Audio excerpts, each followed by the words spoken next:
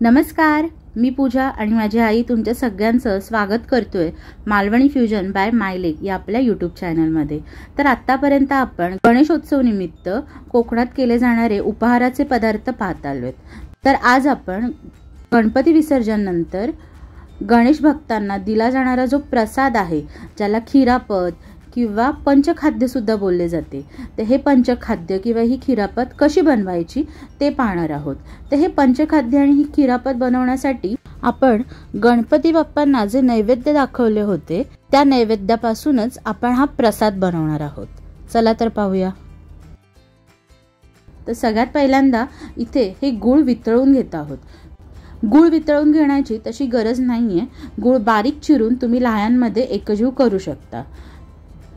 तर मी इथे हे पहिलं गूळ वितळून घेतले आणि आता हे गूळ पातळ झालं की त्यामध्ये ह्या लाह्या एकजीव करून घेतल्यात।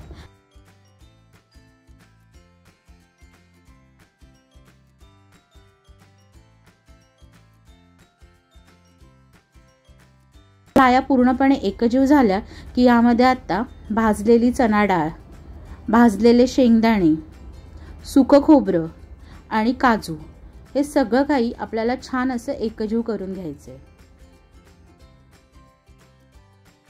त्यानंतर यामध्ये आपण गणपती बाप्पांचा आवडीचा खास असा एक पदार्थ घालणार आहोत, तो म्हणजे हे मोदक। तर हे मोदक सुद्धा आपल्याला असे बारीक करून किंवा असे चुरून या लाह्यांमध्ये एकजीव करून घ्यायचे आहे। आता हा प्रसाद तयार झालेला आहे। तर आता या प्रसादामध्ये आपल्याला अजून काही पदार्थ एकत्र करायचे आहेत, पण त्या पदार्थांमुळे हा प्रसाद खराब होण्याची शक्यता जास्त असते। त्यामुळे जर तुम्हाला कोणाला लांबच्या प्रवासामध्ये जर हा प्रसाद द्यायचा असेल तर तुम्ही हा असा प्रसाद देऊ शकता।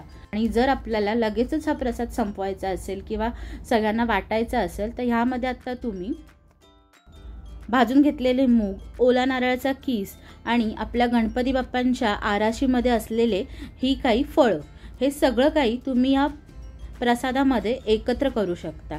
हे सगळं साहित्य एकत्र झाल्यावरती ह्याची चव खूपच उत्कृष्ट लागते। तर अशी ही खिरापत जर तुम्हाला आवडली असेल तर तुम्ही सुद्धा नक्की बनवून बघा आणि आजच्या या व्हिडिओला नक्की लाईक करा। तुमच्या प्रतिक्रिया मला कमेंटद्वारे नक्की कळवा।